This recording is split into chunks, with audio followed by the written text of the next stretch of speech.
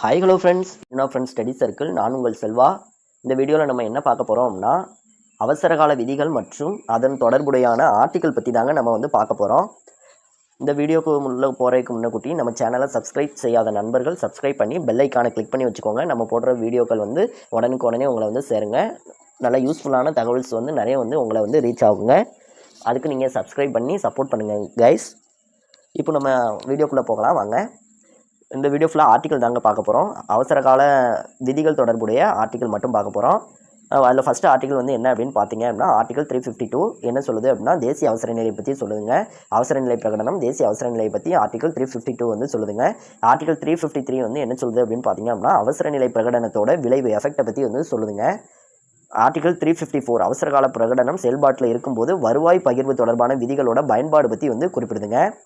Article 355 வந்து என்ன சொல்லுது அப்படின்னு பார்த்தீங்க அப்படின்னா, வெளிப்புற ஆக்கிரமிப்பு மற்றும் உள் தொந்தரவுக்கு எதிராக மாநிலங்களை பாதுகாப்பது யூனியனோட கடமை அப்படின்னு வந்து சொல்லுதுங்க.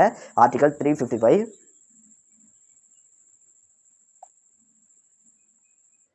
ஆர்டிகல் 356 என்ன சொல்லுது அப்படின்னு பார்த்தீங்க அப்படின்னா, மாநிலங்களில் அரசியலமைப்பு எந்திரம் வந்து தோல்வியுறும் பொழுது குடியரசுத் தலைவரோட ஆட்சி வந்து அமலாகும், அதாவது ஜனாதிபதியோட ஆட்சி வந்து அமலாகும் அப்படிங்கிறத வந்து குறிப்பிடுறாங்கங்க.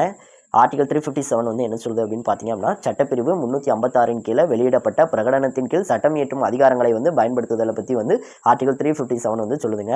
ஆர்டிகல் 358 அவசர நிலைகளின் போது பிரிவு 19 விதிகளில் வந்து இடைநிறுத்துவாங்கங்க.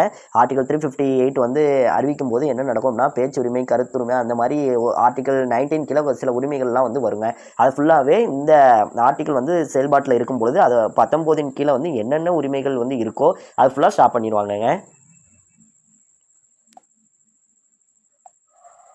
தேசிய அவசர நிலைகளில் ஆர்டிகல் 359 பற்றி என்ன அப்படின்னா, அவசர காலங்களில் அடிப்படை உரிமைகளை அமல்படுத்துதலை வந்து நிறுத்திடுவாங்கங்க.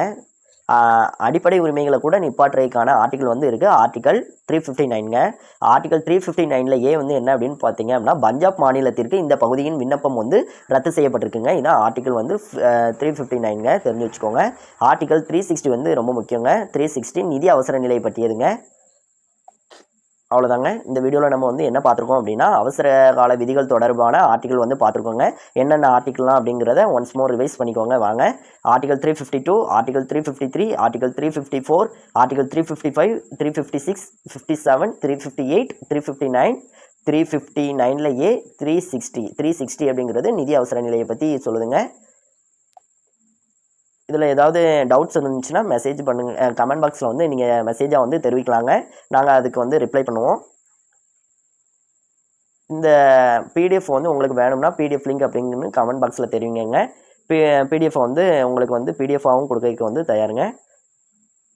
Thank you guys.